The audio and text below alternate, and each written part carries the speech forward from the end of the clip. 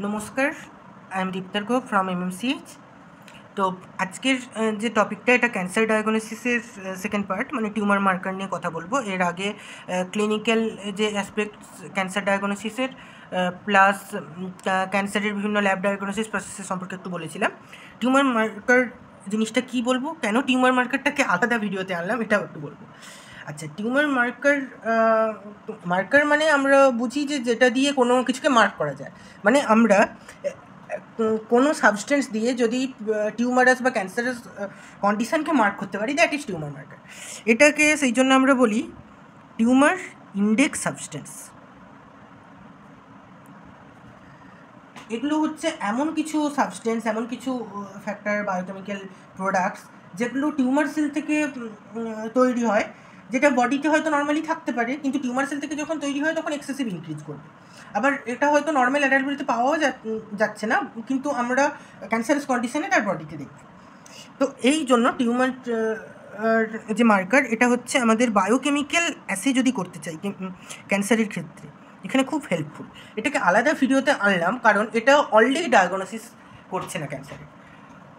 কী করছে তবে? এবারে আমরা tumour marker, tumour intake substance, এটা স্পেসিফিক। সব ক্যান্সারে একই টাইপের সাবস্টেন্স তৈরি হয়, আর নির্দিষ্ট সেলের ক্যান্সারে নির্দিষ্ট টাইপের সাবস্টেন্স তৈরি হয়। তার মানে এই স্পেসিফিসিটি দিয়ে আমরা ক্যান্সারের কিন্তু ডায়াগনোসিস করতে পারলাম। তাছাড়া কী করতে পারি, ক্যান্সারের স্টেজিং,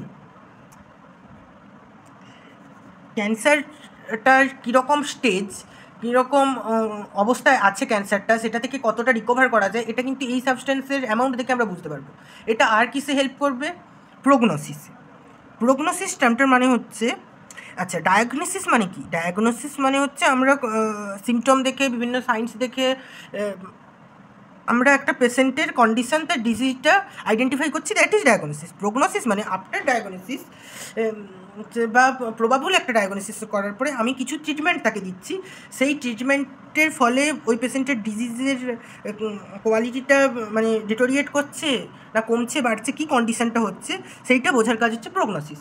তো একটা সাবস্টেন্স যেটা টিউমারাস কন্ডিশনে খুব বাড়ে, সেটা সিক্রিট হচ্ছিলো, তার মানে আমরা টিউমার ডায়াগনোসিস করলাম। এবারে ট্রিটমেন্টের পরে ওই সাবস্টেন্সের পরিমাণ কমলো, সাবস্টেন্সটা কমলো, মানে আমরা বুঝতে পারছি প্রোগনোসিস আমাদের ভালো, আমাদের ট্রিটমেন্ট ভালো হচ্ছে। তার মানে এটা আমাদের মনিটরিংয়েও হেল্প করছে। তার মানে এটা অনলি একটা ক্যান্সার ডায়াগনোসিসের ক্ষেত্রে না, ক্যান্সারের স্টেজিং, প্রোগনোসিস, স্পেসিফিসিটি, মনিটরিং, ফলো আপে এটা কিন্তু হেল্প করছে। তো কী কী আছে আমাদের টিউমার মার্কার বডিতে, বা টিউমার মার্কারকে কীভাবে আমরা ক্লাসিফাই করতে পারি, এবং এখানে কিছু গল্প করব। তো টিউমার মার্কারের একটা খুব পপুলার টার্মিনোলজি আছে, এটা আমাদের এমএমসিএইচ সিএ এক্সামে আমার টাইমে ছিল, তো আমি ওটা অ্যাপ্লাই করেছিলাম, ফলে জানি। সিনিয়র সিএ ছিলাম, মানে হয়েছিলাম, ফলে এটা আমার জানাই ছিল। যেটা হচ্ছে আমাদের অঙ্কোফেটাল প্রোডাক্টস। এই যে অঙ্কোফেটাল টিউমার মার্কার বা অঙ্কোফেটাল অ্যান্টিজেন, এটা কি?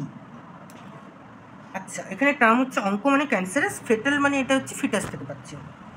তার মানে কিছু এমন সাবস্টেন্স যেগুলো ফিটাসে পাওয়া যেত নর্মালি, কিন্তু সেটা ফিটাসেই পাওয়া যায়। অ্যাডাল্ট হিউম্যানে কিন্তু ওই সাবস্টেন্স যদি থাকে তার অ্যামাউন্ট খুবই কম, বা ওই সাবস্টেন্সটা পাওয়া যায় না।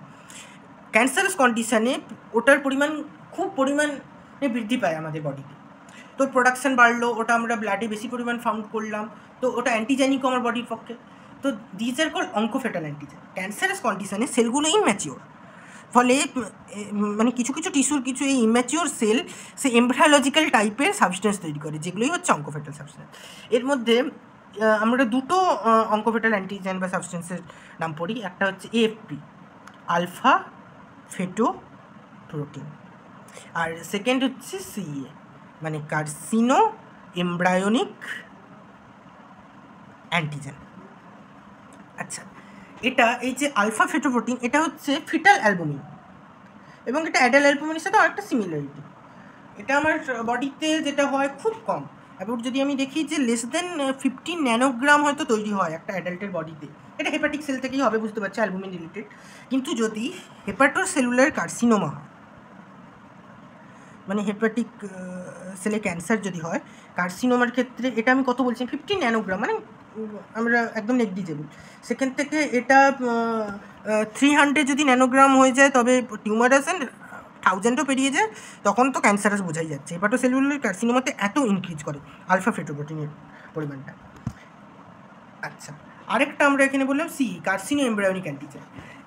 এটা আমরা যখন এমব্রায়ো স্টেজে ছিলাম, একটা এমব্রায়োর গাট সিস্টেমে মানে ইয়ক স্যাক, সেখানে কিন্তু এই অ্যান্টিজেনটা কিন্তু তৈরি হতো, কিন্তু এটা আমাদের অ্যাডাল্ট বডিতে পাওয়া যেত না। বাট যাদের কোলোরেক্টাল ক্যান্সার হয়, কোলোরেক্টাল ক্যান্সার মানে কোলোরেক্টাল ক্যান্সারের ক্ষেত্রে আমরা এই সিইএ অ্যান্টিজেনের র্যাপিড ইনক্রিজ দেখতে পাই, প্রচুর ইনক্রিজ করে। সো এটা হচ্ছে এই কার্সিনো এমব্রায়োনিক অ্যান্টিজেন, এটা এমব্রায়োনিক প্লাস এটা কার্সিনোজেনিক আমরা এখানে পেলাম। তো কার্সিনো এমব্রায়োনিক অ্যান্টিজেন এটা কোলোরেক্টাল ক্যান্সারের ক্ষেত্রে দেখা যায়। তা বাদেও আমরা প্যানক্রিয়াটিক, তারপরে ব্রেস্ট ক্যান্সারে ওগুলো কিন্তু এলিভেটেড দেখি, তবে এটা স্পেসিফিকের ক্ষেত্রে মেনলি আমরা বলি। আরেকটা খুব ক্লাসিফিকেশান আছে, এটা অঙ্কোফেটাল নয়, সেটা হচ্ছে হরমোনাল। আগেরটা আমরা বললাম অঙ্কোফেটাল মার্কার্স, তারপরে হরমোনাল মার্কার্স। হরমোনাল মার্কার্স কোথায় লাগবে? যেগুলো আমার এন্ডোক্রাইন সিস্টেমের আন্ডারে আছে, সেখানে যদি কার্সিনোমা হয় তো সেখান থেকে হরমোনাল প্রোডাকশানটা বাড়বে, ওই হরমোনের পরিমাণটা আমার ব্লাডে বেড়ে যাবে, এবং সেই হরমোন যদি খুব বেশি হয়ে যায় তো ওর এক্সেসের জন্য বিভিন্ন সিমটম আমরা দেখতে পাবো। যেমন আমরা যদি সাপোজ বলি ফিওক্রোমোসাইটোমা, এই টার্মটা তোমরা আগেও হয়তো শুনেছ অনেকে। ফিওক্রোমোসাইটোমা মানে হচ্ছে আমার অ্যাড্রিনালিন টিস্যুর ওখানে যদি কার্সিনোমা হয়, তো ফিওক্রোমোসাইটোমার ক্ষেত্রে কে বাড়বে? অ্যাড্রিনালিন, নর অ্যাড্রিনালিন মানে ক্যাটেকোলামাইন্স বাড়বে। তো ক্যাটেকোলামাইন্স বাড়লে ওটা ফিওক্রোমোসাইটোমাকে যেমন দেখাচ্ছে, প্লাস এর ফলে এর সিমটমগুলো আমরা দেখবো, এটা একটা হরমোনাল মার্কার। আর হচ্ছে ক্যালসিটোনিন। ক্যালসিটোনিন কোথা থেকে তৈরি হয়? ক্যালসিটোনিন তৈরি হয় থাইরয়েড থেকে, থাইরয়েড গ্ল্যান্ড। থাইরয়েড গ্ল্যান্ডের মেন হরমোন যেটা আমার থাইরক্সিন মানে T3T4, তো ওটা তো আমার হাইপার থাইরয়েডিজমেও বাড়বে। তো ওটা দেখে অনেক সময় মানে এতই হাইপার থাইরয়েডিজম থাকে, তো থাইরয়েড অনেক পরিমাণ এক্সেস বাড়ে, তো ওখান থেকে কিন্তু আমরা ডায়াগনোসিস করছি না। ক্যালসিটোনিন যেটা থাইরয়েড থেকে তৈরি হয়, ওটা হচ্ছে আমার প্যারাফলিকুলার সি সেল, মেবি প্যারাফলিকুলার যে সি সেল থেকে তৈরি হয়। এটা কিন্তু থাইরয়েড প্রোডাকশনের জন্য নয় এবং থাইরয়েড রিলেটেডও নয়, বাট থাইরয়েড গ্ল্যান্ড থেকে ক্যালসিটোনিন তৈরি হয়, এটা ক্যালসিয়াম মেটাস্টেসিসের জন্য। এটা যদি medullary carcinoma of thyroid gland হয়, তো মেডুলারি কার্সিনোমার ক্ষেত্রে এটার পরিমাণ বাড়বে। এটা দিয়েই আমরা আইডেন্টিফাই করবো থাইরয়েড গ্ল্যান্ডে মেডুলারি ক্যান্সার হচ্ছে। একটা খুব পপুলার আছে যেটা হচ্ছে আমার HCG, হিউম্যান কোরিওনিক গোনাডোট্রফি। HCG নাম তোমরা শুনেছো, এটা প্রেগনেন্সি টেস্টের ক্ষেত্রে আমরা HCG কিন্তু আইডেন্টিফাই করি। এটা কোথায় পাবো? এটা খুব একটা পপুলার গল্প, আমাদের স্যার বলেছিল আমাদের ক্লাসে। এই HCGর অনেক টাইপ আছে। বিটা HCGটা হচ্ছে আমার এতে লাগে, আমার ক্যান্সার আইডেন্টিফিকেশানের ক্ষেত্রে। এবার একটা HCG যেটা আমার প্রেগনেন্সি টেস্টের ক্ষেত্রে আমরা আইডেন্টিফাই করি, এটা কোথা থেকে তৈরি হয়? এটা হয়, তোমরা যদি এমব্রায়োলজি জেনে থাকো একটু, সিনসিসিও টোফোপ্লাস্ট। সিনসিসিও টোফোপ্লাস্ট যেটা প্লাসেন্টাল ভিলাই সেলের কাছে থাকে, সেখান থেকে তৈরি হয় HCG। মানে HCG প্রেগনেন্সির টাইমেই তৈরি হয়, নন প্রেগনেন্ট কারুর বডিতে আমরা পাবো না। কিন্তু গল্পের বিষয় হচ্ছে একজন লোক, তার ওয়াইফ প্রেগনেন্ট, তো এবার প্রেগনেন্সি কিট যে আছে, প্রেগনেন্সি কিটে আমরা যেটা দিই সেটা ইউরিন দেওয়া হবে এবং ইউরিনে HCGটা থাকে, যার জন্য আমরা প্রেগনেন্সি কিটে আমরা লাইন পাবো এবং আমরা বুঝতে পারবো যে ফিমেলটা প্রেগনেন্ট। এবার সে নিজের এক্সপেরিমেন্টের জন্য নিজের ইউরিন তার ওয়াইফের প্রেগনেন্সি কিটে দিয়েছে, সে তো মেল, কিন্তু প্রেগনেন্সি কিটে পজিটিভ দেখাচ্ছে। এটা তো ইম্পসিবল, একজন মেল কী করে প্রেগনেন্ট হতে পারে? তো সে গোষ্ঠী উদ্ধার করে দেবে ডাক্তারদের। একজন কমন পার্সন কী ভাববে যে কিটটা খারাপ, বাট যদি ডায়াগনোসিসের ক্ষেত্রে তার ডাক্তার বললো যে আপনি বায়োপসি করান আপনার টেস্টিকেলস। কেন? কারণ যাদের টেস্টিকুলার কার্সিনোমা হয়, মানে টেস্টিকুলার যদি টিউমার্স হয়, টেস্টিকুলার ক্যান্সার হয়, তো এই বিটা HCGর পরিমাণ র্যাপিডলি ইনক্রিজ করে, যেটা নর্মালি পাওয়ার কথা নয়। তো এটা ডায়াগনোসিস ব্যাপার, এবং সেই লোকটা নাকি মেবি 1.5 বছর পরেই মারা গেছিলো টেস্টিকুলার ক্যান্সারে। মানে হঠাৎ ডায়াগনোসিস করেও টেকানো যায়নি বেশি দিন। বাট কথাটা হচ্ছে যে মানে এটা কী করে এখানে তৈরি হতে পারে? কারণ এগুলো সব জার্মিনাল সেলস।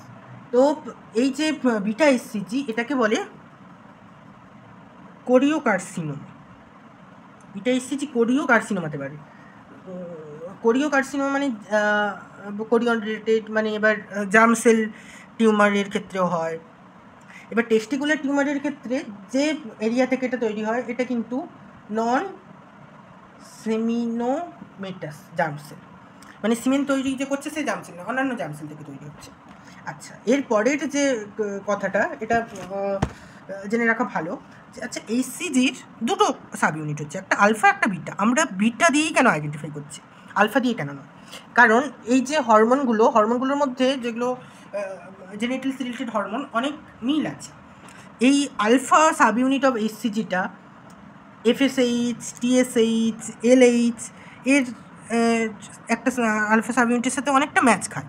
ফলে যদি এটা আইডেন্টিফাই করতে যাই তবে আমরা কনফিউশনে পড়ে যাব। কিন্তু বিটা এইচসিজি স্পেসিফিক্যালি আইডেন্টিফাই হচ্ছে ক্যান্সারের জন্য। তো আমরা অঙ্কোফেটাল, হরমোনাল এর দুটো কিন্তু দেখলাম। আচ্ছা, হরমোনাল আরও কিছু থাকতে পারে, যেমন এসিটিএইচ বাড়বে, এটা একটোপিক লাং ক্যান্সারে আগের দিন বলেছি, প্যারানিওব্লাস্টিক সিনড্রোমে, আগের ভিডিও থেকে দেখতে পারো। তারপরে আরেকটা আছে, আচ্ছা একটা লিখে দিই, এসিটিএইচ লাং ক্যান্সারের ক্ষেত্রে। আর যেটা আছে সেটা হচ্ছে আমাদের ওটা হচ্ছে গ্যাস্ট্রিন হচ্ছে গ্যাস্ট্রিনোমার ক্ষেত্রে বাড়বে। প্লাস হচ্ছে আরেকটা জিনিস, সেটা হচ্ছে যে হরমোন সব ক্ষেত্রে যে আমি বলবো তা নয়, এবার এনজাইমও কিছু তৈরি হতে পারে। সেই এনজাইমগুলো ওই সেলে কিন্তু নর্মালিই তৈরি হয়, এবার যখন ক্যান্সারের স্টেজ তখন ওই এনজাইমগুলো কিন্তু বেশি হয়ে যাবে। তো আমরা এর আগে দেখলাম একটা হরমোনাল, একটা দেখলাম আমরা অঙ্কোফেটাল অ্যান্টিজেন্স, এবার আমরা দেখছি এনজাইমস। এনজাইমের মধ্যে সবচেয়ে পপুলার হচ্ছে অ্যালকালাইন ফসফেটেজ। এবার অ্যালকালাইন ফসফেটেজটা বনে থাকে, এবারে লিভারে পাবে, বিলিয়ারি অ্যাপারেটাসে, কিন্তু এগুলোর যদি ক্যান্সার হয় তখন অ্যালকালাইন ফসফেটেজ খুব ইনক্রিজ করে। তো এটা একটা স্পেসিফিক। তা বাদে আর জার্ম সেলের ক্ষেত্রে ল্যাকটেড ডিহাইড্রোজেনের জার্ম সেল ক্যান্সারের ক্ষেত্রে বাড়বে। তা বাদে একটা আছে নিউরন স্পেসিফিক ইনোলেজ। এই ইনোলেজটা আমরা কার ক্ষেত্রে পাবো, যদি নিউরোব্লাস্টোমা হয়। নিউরোব্লাস্টোমা টিউমারের ক্ষেত্রে এই নিউরন স্পেসিফিক ইনোলেজটা ইনক্রিজ করবে। এছাড়া মার্কার কী আছে? এছাড়া মার্কার আছে carbohydrate antigen, CA. CA means হচ্ছে কার্বোহাইড্রেট অ্যান্টিজেন। এটা অ্যান্টিজেনিক সাবস্টেন্স এবং এতে মানে ম্যাটেরিয়ালটা carbohydrate, that's why carbohydrate antigen. Carbohydrate antigen CA, এবার সিএ দিয়ে নাম্বার থাকে, এই নাম্বারিং ওয়াইজ কিন্তু এ আলাদা, মানে আমার ক্যান্সার ডায়াগনোসিস আলাদা। এটা গ্লাইকোপ্রোটিন, এগুলো খুব হাই মলিকুলার ওয়েটের গ্লাইকোপ্রোটিন। এগুলো আমরা কিসে দেখি? বিভিন্ন গ্ল্যান্ডুলার ক্যান্সারে দেখি, যেমন CA-125, এটা আমরা ওভারিয়ান ক্যান্সারে দেখছি। তার বাদে আছে CA-19.9, যেটা হচ্ছে প্যানক্রিয়াটিক। আচ্ছা, আর আছে CA-15.3, এটা ব্রেস্টের ক্ষেত্রে। মেনটা মনে রাখার দরকার এই ওভারিয়ানটা CA-125। আচ্ছা, আর কিছু, যেমন এটাও একটা কার্বোহাইড্রেট অ্যান্টিজেন। আদার অ্যান্টিজেন্স কী কী আছে, বা কোনো রিসেপ্টার বা কিছু অন্য কিছু, যেমন হচ্ছে আমাদের প্রোস্টেট স্পেসিফিক অ্যান্টিজেন, এটা প্রোস্টেট ক্যান্সারের ক্ষেত্রে। বা অনেক সময় যেটা বিনাইন হাইপারট্রফি অফ প্রোস্টেটেও বাড়ে কিন্তু প্রোস্টেট স্পেসিফিক অ্যান্টিজেন। তা বাদে তো আমরা আদারের মধ্যে বলতে পারি HER2টা বলেছিলাম ব্রেস্টের ক্ষেত্রে। ব্রেস্ট ক্যান্সারের ক্ষেত্রে আমার ইস্ট্রোজেন রিসেপ্টরও বেড়ে যায়, প্রজেস্টেরন রিসেপ্টরও বেড়ে যায়, এই রিসেপ্টরের পরিমাণও কিন্তু বেড়ে যায়, রিসেপ্টর সিনথেসিস। আর কি দেখতে পারি, আর একটা কমন মনে রাখার ব্যাপার, সেটা হচ্ছে ইমিউনোলজিক্যাল যদি কোনো ক্যান্সার হয়, মানে সেখানে স্পেসিফিক ইমিউনোগ্লোবিন তৈরি হবে, আইজিগুলো, যেমন বেনস জোন প্রোটিন, তারপরে মনোক্লোনাল বিভিন্ন অ্যান্টিবডি, আমরা মনোক্লোনাল অ্যান্টিবডি পাবো। কিসে পাবো? এগুলো সবই পাবো আমরা যদি মাইলোমা হয়, মাল্টিপল মাইলোমা। তারপরে আর হচ্ছে আমরা সেলফি কিছু ডিএনএ মার্কার পাই, মানে ওই যে র্যাস মিউট্যান্ট, P53 মিউট্যান্ট, এগুলো আমি আগেই বলেছিলাম, এগুলো টিউমার মার্কার্স।